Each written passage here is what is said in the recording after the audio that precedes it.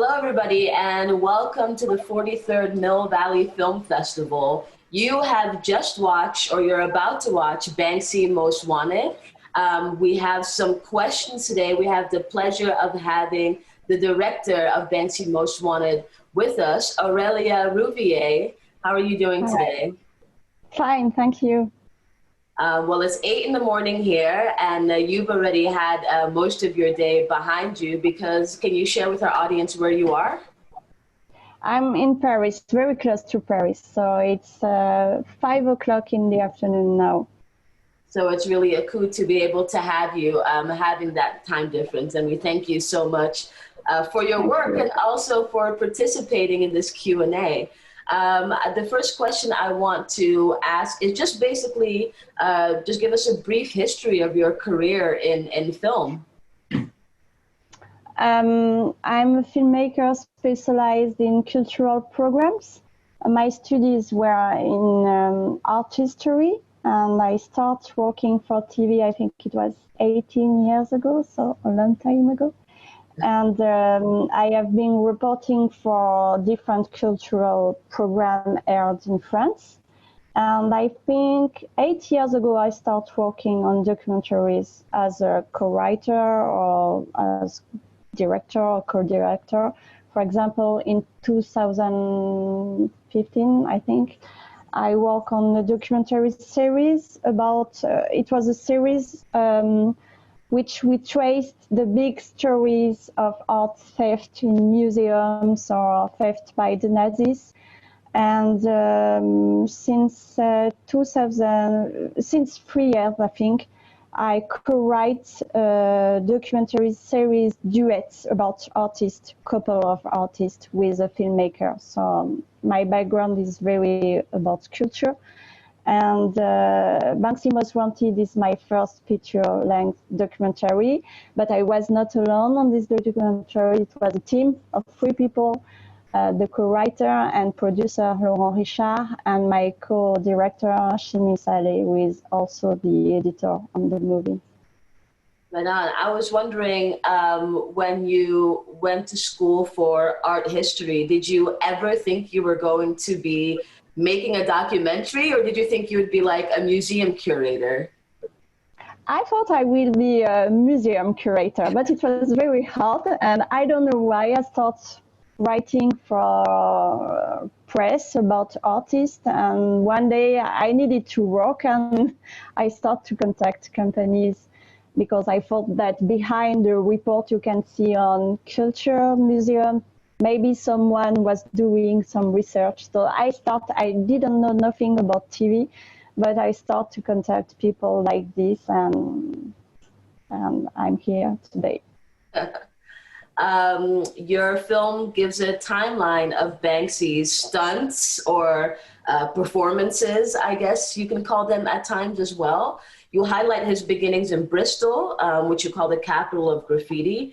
You talk about his disruption of society in New York and his advocacy of the Palestinian struggle in Gaza. I feel like your documentary at times, it moves so fast, like when you're, especially when you're talking about his identity and the people who were looking into who he was. Where did your interest in Banksy's mythology come from? And was it your intent to have the film be so fast-paced, or was that just like a natural way of how the film came out in editing? Mm-hmm. So several things. The first one, as you told, we give a timeline of this career because it was very important for us to address to general people who don't go to the gallery. Mm. And we don't like the in-between. We don't like when a movie is only understood by people in the circle.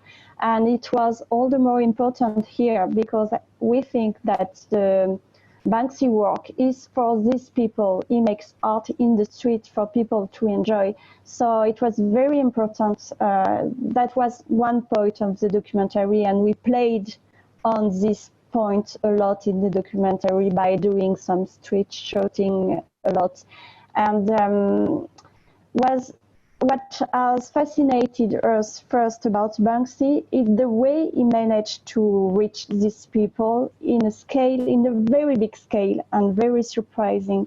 If you think of the New York residency, and when you see the footage and you see so many people in the streets, they come to see his work just for an artist, and they just come to see a piece of art before it disappears, and they don't know anything about the artist. And we think that this huge popularity is due to his anonymity. People think he's one of them, he speaks the same language. So of course you have this playful dimension in the art. You don't know when the piece will appear, you don't know how it will appear, and you don't know when. So it attracts people. But there is something else, there is something more. And we think that this more is in our need for fiction, our need for fantasy. And I don't know, if you think of all time, it's not very funny. If you think of this crazy white man president, misogynist and racist and climate skeptical, I think we need some fiction. We need to escape. And you have this guy, this Robin Hood character, who comes in the street, who make art for people, and who try to criticize the establishment. So it's a good story, it's a good fiction. And we also live in the time where we are used to hear a lot of things, everything on everyone. We are used to see people to self-promote their lives, to communicate private things. And I think this overexposure of egos is overwhelming. And you have this guy who doesn't want to show his face, who doesn't want to give his name, who doesn't want to go on the TV program, and who doesn't want to play the game of the society. And he does funny things, and I think it feels good. And we need some space where we don't know everything about everything, especially in art, I think. And when you don't have so many information about a piece of art, about the artist, when you don't have a biography as a reading grid, you can have a more personal and maybe stronger relationship with a piece of art. And maybe that's why a lot of people, when they have one time a Banksy on their wall and someone tried to remove this piece, they are angry and they want to fight, and they fight to make the piece come back on the streets. So I think the anonymity gives more space to us. Maybe it's a space of freedom for the artist, but it's also a space of freedom for us. And we are free to have our own ideas, our projection on the piece, on the story, and we are free to react. And in the case of Banksy, there are different reactions. People want him to remain anonymous because it's a mythology, so they try to blur the tracks of the artist. And on the other hand, you have people who try to uncover him and to fill the void he left. So you have all these reactions and all these theories about his identity, and all these things, I think it feeds the myth around Banksy. So it was the angle we wanted to explore, and to answer to your question about the movie action pace, I think it's the same in the reality. When you think of these people who try to see the footage of the CCTV, to see the face of Banksy, that try to lead some crazy investigation using some methodology used normally to catch a serial killer. It's crazy. So this movie action, I think it's like in the life. It was a way to make the thing funny, because it's funny when you think this circus. I think it's funny. So we wanted this rhythm and this space, because it's like in the life, it's like a detective novel, I think. You mentioned in the documentary a few times the statement, Banksy, the people's artist. Yes, you're So right. that kind of is reminiscent of, you know, how we talk about like Princess Diana and, you know, other people that stand like really close to the heart of the community. And I really appreciate how you brought Banksy's mythology back down to, you know, how art should really be appreciated, where the passion of art comes from, because it feels like when you think about Banksy, you think a lot about his commercial identity. And your documentary does a really great job of really showing the passion of the people and their love for him. Do you personally, and Seamus maybe, was there one stunt or performance that you really enjoyed researching, or maybe you hadn't known about yet and you just really appreciated? I really appreciate the one in Sotheby's because I think it was very fun to see all these faces surprised by the shredding in this very snobby room. So it was fun, I think. And I think it was also good to see a very expensive piece, and it's crazy to see that a piece can be so expensive, shredding just in the middle of the audience. So it was funny. The only thing I was surprised of is when Banksy gave a new name and a new certificate, authentication certificate to the piece, because I think when you do that, you give a market value. And I think it would have been more interesting and stronger if the piece was not resaleable anymore.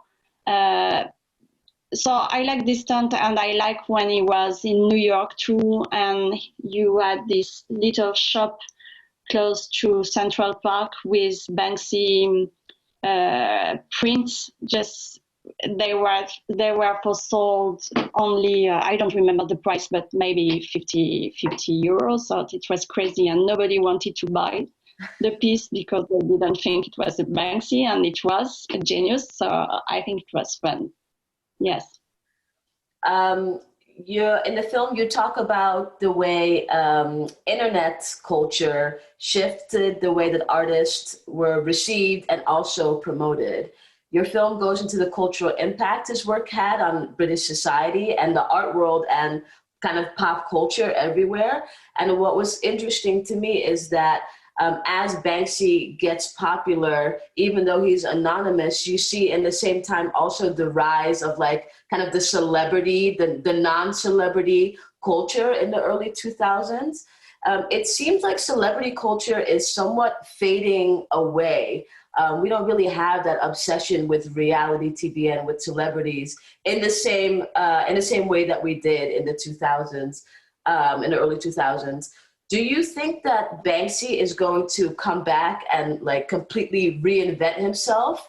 Or do you think maybe the era of Banksy is over? I don't know, but I don't know. But you're right when you say there are a lot of contradiction. Is famous, is anonymous at the same time, is inaccessible, but he is accessible. So there are. It's a celebrity. You're right, of course, and you're right when you said maybe we are fed up with this iconic celebrity worship, but. We need for more horizontality, I think, and less more collective people, maybe less big figure to represent ourselves. But the market is always late. I think there is always a gap between the market and the society. And maybe we are ready to have more horizontality, but the market still wants big names, and Banksy is a big names. So I don't know, and they want artists with stories, and you have a story with Banksy, so I think the pieces are more valuable with this kind of artist. But does he have to reinvent himself? I don't know, but maybe a good idea for him is to to keep supporting young artists, and as it did, and with new voice, and maybe artists we don't have the means to expose and to see their work. So I think it's a good idea. It did with activists in Russia, and it support artists in jail, for example, in Turkey. So I think maybe it's a good idea for him to stay in the game. Aurélia, Banksy recently lost a trademark lawsuit around the use of the flower thrower mural. Do you know what the conversations are around the impact of this ruling? And would you have included this in a documentary if it was timely enough? Maybe, because it's really connected with this question of anonymity again. It's I don't know if the expression is correct in English, but in French we say it the other side of the coin. So it's like a collateral damage. You know, you are anonymous, so you don't have a real identity. So you can make your intellectual rights make for you good for you. I don't know. Can you understand what I say? Yeah, no, absolutely. It's again, it's about the anonymity, and you give space to people to use your work instead of you. So they claim your work emotionally, legally, and you are the space. You have the space. And when you are anonymous, the question of intellectual right is very complicated. So again, this example shows that he lost the trial. I don't know what it was exactly. So I'm not sure I will have incorporate in the documentary, because question of fluidity and the different story we have in the documentary, I'm not sure, but it's interesting. Again, it's a question of anonymity, so it's interesting.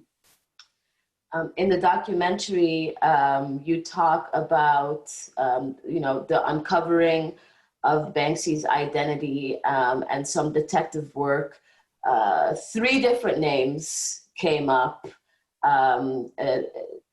throughout the documentary of people who folks have thought to be Banksy. Do you lean towards any one of these people, knowing, you have done the research around all of the discoveries and the mystery around that? Do you think that one of them is Banksy, or do you prefer not to say? I think I have maybe one of them maybe more credible, but honestly, I think they are all very credible because they say something about the artist, and that's why it was interesting for us. And they say something about the connection, for example, between the music scene with the art in the scene of Bristol, and they are very linked together, and they say something about the collectivity, the spirit, very strong in Bristol. So that the lead of Massive Attack, but also the other one with Jamie Hewlett said something about the change in the scale. Banksy was someone he was making art alone, maybe in the streets of Bristol, and now is a very huge. So there is people around him and who help him to do his work, sure. So you have these different things about the story, and they reveal something about the artist. I think they are credible, but if you want a name, no, I won't give a name, because for me it's much more interesting to have your own projection and your own story. It's good. Thank you very much. I really appreciate you taking the time to step aside and speak to our audiences here, all the way in the United States, and specifically in California. We appreciate your documentary so much. Please tell Seamus that we said thank you as well. Yes, sure, I will tell him. Sorry he couldn't be there, but he's with us, and with Laurent too. Thank you so much. Sorry for my English, but I did my best. No, you're perfect. Thank you for your time. I really Right. appreciated you being here. Thank you, audience. We appreciated you being here as well, watching this Q&A. And please check out the rest of the Mill Valley Film Festival catalog. If you like Banksy's Most Wanted, our curators did such a great job of putting together an awesome festival this year. The conversations that are happening, Mind the Gap, the films, other events that we have set up, mostly virtual, as well as our drive-ins. So check out our catalog, and thanks again for watching.